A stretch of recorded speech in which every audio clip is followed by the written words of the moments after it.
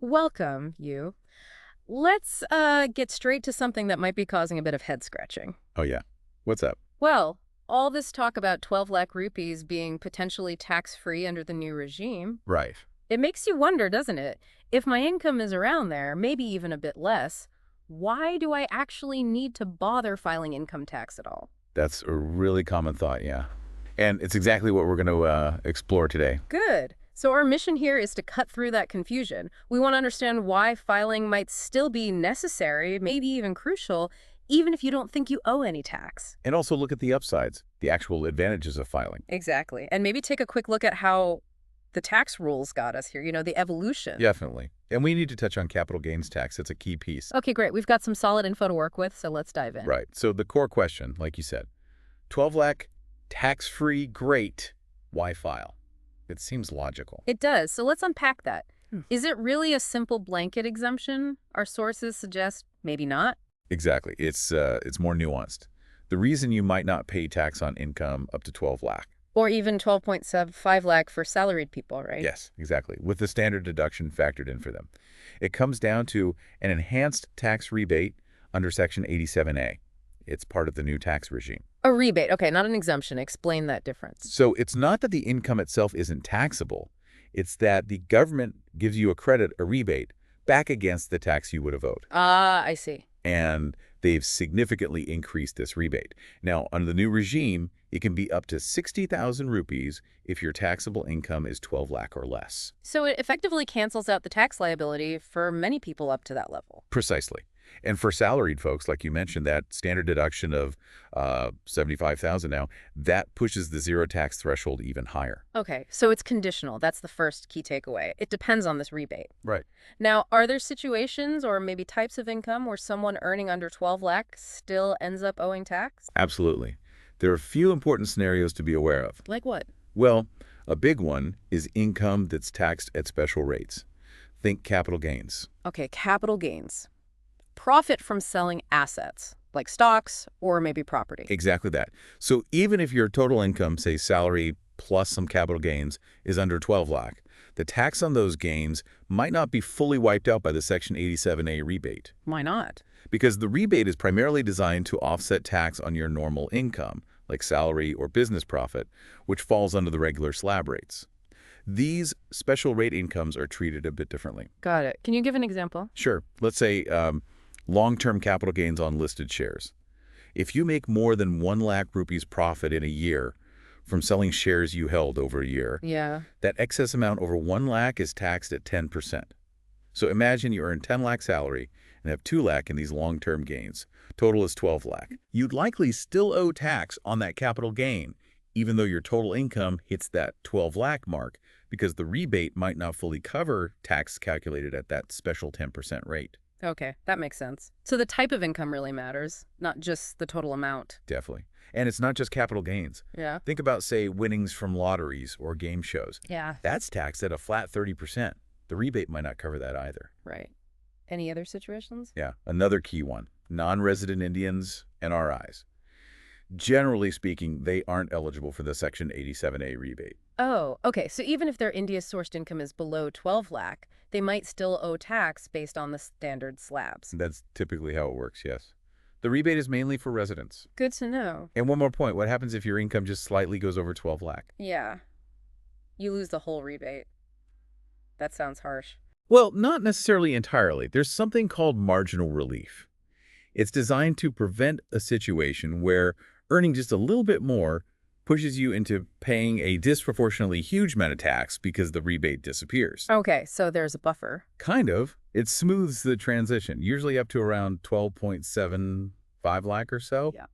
But once you cross that threshold more significantly, the rebate won't apply to your whole income and regular tax rates kick in. Right. So that 12 lakh figure is really a threshold linked to this specific rebate mechanism. Exactly. It's not a magic line below which no tax ever applies under any circumstance. Okay, that clears up a lot about why someone might still owe tax. But let's switch gears. What if, after considering all that, you genuinely calculate you owe zero tax? Why still file the return? That's where the hidden benefits come in. Filing your ITR, even a nil return, is actually quite valuable. How so? What are these advantages? Think of it as creating an official financial record.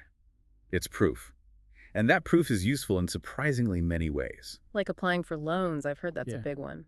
Absolutely. Home loans, car loans, personal loans, lenders almost always ask for your ITRs for the last 2 or 3 years. To check income stability. Yeah, and repayment capacity. Consistent ITR filing shows a stable financial history. Not having them can be a major hurdle. It's not just about getting the loan, but maybe getting better terms, too. Okay, that makes sense. International travel. Yeah. Many embassies require ITRs for visa applications. It helps them assess your financial standing back home. Right. Proof you have ties and funds. Exactly. And the ITR acknowledgement itself, it can serve as proof of income and sometimes even proof of address for various things. It's an official document. Handy. Very. And here's a crucial one. Tax refunds. Ah, yes. If tax has been deducted at source, TDS, maybe from your salary or interest income, and it turns out you paid more than you actually owed, You need to file to get it back. the only way to claim that refund is by filing your return. If you don't file, that money just stays with the government. You're Ugh. leaving money on the table. Definitely don't want to do that. Any other big benefits? Yes. Carrying forward losses. Losses from what? Investments, maybe shares, or even business losses. If you file your return by the original due date, you can carry these losses forward To do what? to offset against future profits. So if you have a profit next year, you could use this year's loss to reduce that profit Right. and therefore reduce your tax in the future. It's strategic. That's actually quite smart, thinking long term. It is. Also, things like applying for government tenders or sometimes even getting high-value life insurance like term insurance. Providers might want to see your ITRs to assess your income level for determining coverage. Wow. Okay. Plus, it just helps avoid potential penalties down the line if the tax department ever questions things. It builds good financial habits and a solid financial profile. So it really sounds like filing even a nil return is just good financial practice. It sets you up better for the future. That's a great way to put it. It's proactive. Now, you mentioned earlier how things have changed. For someone maybe starting their career around, say, 2018 or 2019, the tax landscape looks quite different now. Can you walk us through that evolution briefly, especially leading up to this new regime? Sure. It has been quite a dynamic period. So back then, we primarily had what we now call the old tax regime, with various deductions under sections like 80C, 80D, HRA, etc. Right, the one where you collected proof for investments and expenses to save tax. Exactly. Then, for the financial year 2020-21, the government introduced the new tax regime as an alternative. What was the idea behind that? It offered lower tax rates across different income slabs. Yep. And this is the catch. You had to give up most of those common deductions and exemptions. Ah, so a trade-off. Lower rates, but fewer ways to reduce taxable income. Precisely. And initially, well, it wasn't super popular. Many people found they were better off sticking with the old regime and claiming deductions. I can't remember that. But the government has been tweaking the new regime since then to make it more appealing. They've revised the tax slabs, making them more favorable. And a big change, especially for salaried people, was introducing the standard deduction into the new regime as well. Oh, it wasn't there originally. No, not in the initial version. But now, for FY 24-25, it's 75,000 rupees under the new regime too.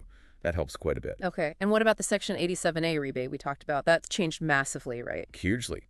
Back in FY 2018-19, the income limit for the rebate was only 3.5 lakh, and the maximum rebate was just 2,500 rupees. Wow, that's tiny compared to now. Isn't it? It's been progressively increased. And now, under the new regime for FY 25-26 as proposed, if your taxable income is up to 12 lakh, the rebate is up to 60,000, making your tax effectively zero. That's a massive jump. It really is. And didn't the default option change recently too? Yes, that's another significant shift. Starting from assessment year 2024-25, the new tax regime is now the default option. Meaning if you don't actively choose, you'll be put into the new regime. Correct. But importantly, you still have the option to choose the old tax regime if you calculate that it's more beneficial for you, perhaps because you have significant deductions you want to claim. Okay, so the choice remains, but the default has flipped. Right. And just quickly, other changes in this period include tweaks to surcharge rates for very high earners, and the health and education cess went up to 4% on the total tax. And wasn't there something about filing late returns? Yes, the updated return, or ITRU. That's a provision allowing you to file a return even after the normal and belated deadlines have passed, maybe if you miss reporting some income. It offers more flexibility. though there are conditions and potential extra costs involved. So lots of changes. It really pays to stay updated. It really does. The landscape keeps shifting. Okay, let's circle back to capital gains tax. You flagged it as a key reason someone might owe tax even under 12 lakh. Can we dig into that a bit more? Definitely. So again, capital gains are profits from selling capital assets, stocks, mutual funds, property, gold, things like that. And the crucial point is they're often taxed at special flat rates, separate from your regular income slab rates.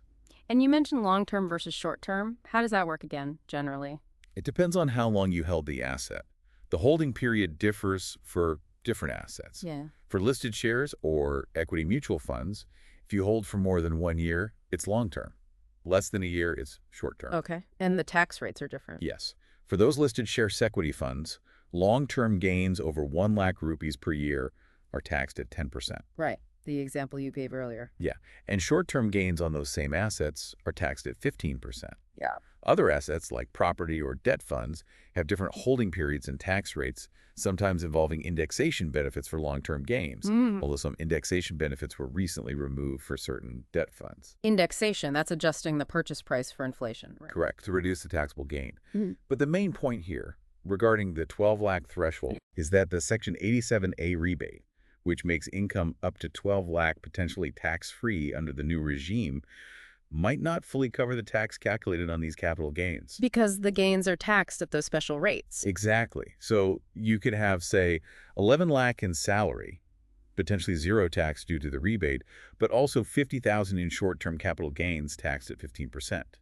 You'd still owe tax on that 50,000 gain. Which means you absolutely need to file your return to declare it and pay the tax. Precisely. You can't just ignore it because your total income is below 12 lakh. The nature of the income dictates the tax treatment, and the rebate has limitations. That really drives home why understanding capital gains is so important if you invest or sell assets. It absolutely is. And rules around capital gains do get updated in budgets sometimes. So keeping an eye on those changes is important too. Okay, so let's try and wrap this up. Key takeaways seem to be that 12 lakh tax-free idea is really about a rebate, Section 87A, under the new regime, and it has conditions. It's not universal. Right. Specific income types, like capital gains or your residency status, can mean you still owe tax. And even if you owe zero tax, filing your ITR has loads of benefits: loans, visas, refunds, carrying forward losses, just building a solid financial record. Definitely worthwhile. Don't skip it just because you don't owe. Plus, the tax system has evolved a lot, with the new regime now being the default, but the old regime still an option. Staying informed is key. Very true. And finally, capital gains tax is a critical piece of the puzzle, often taxed separately, and needs careful attention when filing. Could agree more. Understanding these points helps you stay compliant and make smarter financial choices. So for you, our listener, if you want the official word, the most reliable source. Always go to the source, the Income Tax Department's official website. That's https://www.incometax.gov.incometax.gov.in. Okay. And the specific portal for filing and managing your account is the e-filing portal, which is at https://eportal.incometax.gov.in. Loads of FAQs, guides, everything you need is there. Excellent. Definitely check those out. So here's a final thought to leave you with.